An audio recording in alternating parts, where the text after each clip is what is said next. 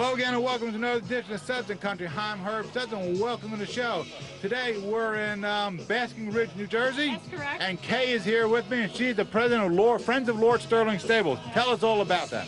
Well, the Friends of Lord Stirling is a nonprofit organization that sponsors this car show. This is our 6th year of doing the car show here. And the money that we raise goes to benefit this facility, which is Lord Stirling Stable, part of the Somerset County Park Commission group of properties. And it's a wonderful facility, a lot of different activities going on here, horses and non-horses. So we do this car show, offer some free pony rides, and educate the public about this facility.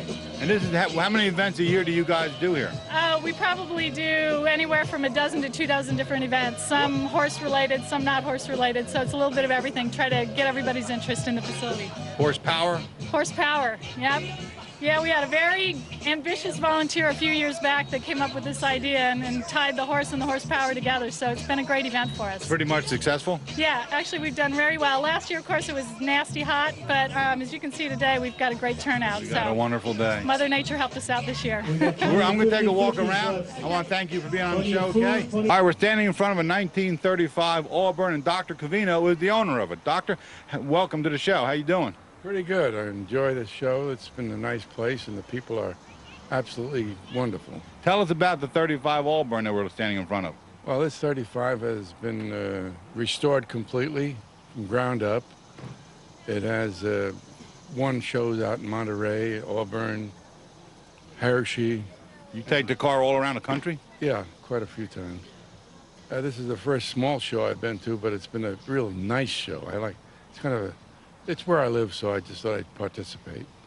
How long have you owned this Auburn? You weren't the original owner, were you? No, not the original, no. I've had it since 1935. It was bought by a friend of mine, and he kept it in his museum. It really didn't have much miles. We only have, right now, after restoration, 480 miles on it. Kidding. That's all that car has, 480 miles? Since it's been restored, yeah. What made it be restored if it only had 400? Well, just laying around, it got rusty and dirty, and had to get it reconditioned. What's under the hood? A straight 8 or a V? It's like Humming 8, straight 8, and it's 380 cubic inches, 31 horsepower. That's all they had, huh? Yeah, and it's powerful enough to do a lot of damage. Yeah. You can go. Thank you for being on the show. I appreciate it. I appreciate your consideration and the fact that you liked it. It's a pleasure, Doc. Thank you. Okay, my friends, we're standing next to a 46 Ford Woody. Not too many left. Mary Ellen is the owner of it? Mm-hmm. My husband and I. Okay. Norman, how you doing? Very good. You know about that car? Well, I know what her husband told me. He was a good friend of mine. That he bought it at a very large flea market in Pennsylvania, Carlisle Fairgrounds, about 15 years ago.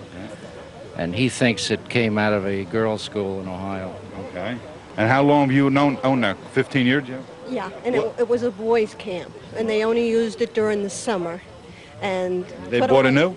They bought it new, and they put it away in the winter, and that's why it looks like this original. This is original condition? Mm-hmm. Never touched? No, wood is perfect. It's just as we found it. Wow. Well, you don't hear much of that anymore. No, because the survival rate of wooden station wagons is necessarily very low because wood had a tendency, that's why most of the small amount of station wagons that survived have come out of girls' schools, boys' schools, hotel garages, and they were used in the good old days when people went traditionally to the same vacation spot that their parents did for generations. And what they did was they would go to the railroad station, and they would be the vehicle that would belong to the hotel or the girls' school or the boys' school. And they would do this for generations. How many miles on this car? I don't know. Okay, not many from the look. Just fun miles. There you go. Well, thank you for being on the show. Appreciate it, Mary Ellen. Thank you, Norman, for being on the show. Appreciate it. We're standing next to a red 300 Chrysler, and PJ owns that. Tell us something unusual about this car. Limited production car. How many? They only made 325. Why? Why? Because it was handmade. Chrysler started with the Chrysler 300s in 1955. It was the first production car with 300 horsepower. This is the 1961 300G, so it comes up the letter alphabet. Has a Ram induction engine. They made them just for a few years. 413 cubic inches, 375 horsepower. How long have you owned it? I've owned a car over 30 years. Wow. Is it the driver you drive all around No, with? I restored this myself 30 years ago. Wow. You did a heck of a job. You've been maintaining it ever since. That's correct. And you restored engine, transmission, the whole works. I'm Ground not up. a painter. Ground up, but yes, I'm not a painter. Did everything other than the paint and the chrome. And when did they stop making this model car? Well, 300G was only made in 1961. Okay. The letter series really stopped in 1965. Now you can buy a Chrysler 300M. It's a watered down.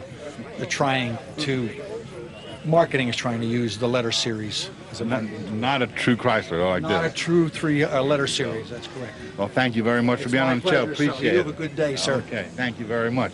Well, my friends, Fred is next to me, and next to Fred, the Jaguar XJS. Tell us about this Jaguar. Well, it's a 91. It's an XJS Collection Classic Series. When they say buy a Collection Classic Series, it's the wheel combination with the color of the car, with the color of the interior, the wood grain, and all that together makes it a Collection Classic. Out of the 500 they made in 91, this is 302. I wish it was number one. Or 500. 500, but apparently it's not. Award winner? Yes, most definitely. It's been around for years. We showed it through a lot of Jaguar clubs through Pennsylvania, New York, Jersey, and it's definitely a winner. You bought it new? No, I bought it used. Used. And it was a winner then? Yeah, no, it was a driver. Driver. It was a driver. Yeah, I bought it in 93. And you drive it? Oh, yeah. You're on the road with it? Yeah, it's a street-driven car. Yeah.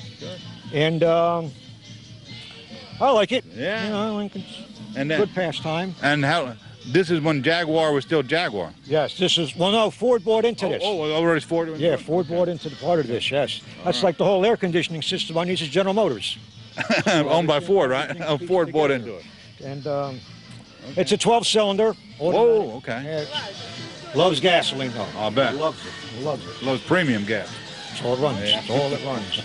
But like I said, we show it and whatnot, and we've been to various places, and we have a big national show coming up in Tinicum, which is in Pennsylvania, other side of Frenchtown, next month, and that's strictly Jaguar, nothing else but Jaguar. And that's where we do our best. Like here is more like a 50s type thing, and street rods and roadsters, where this is a Jaguar show car. Well, thank you for being on the show. Appreciate it. Good to see you. Good to see you, too. Well, my friends, we're wrapping up this edition of Southern Country with a 24 Ford.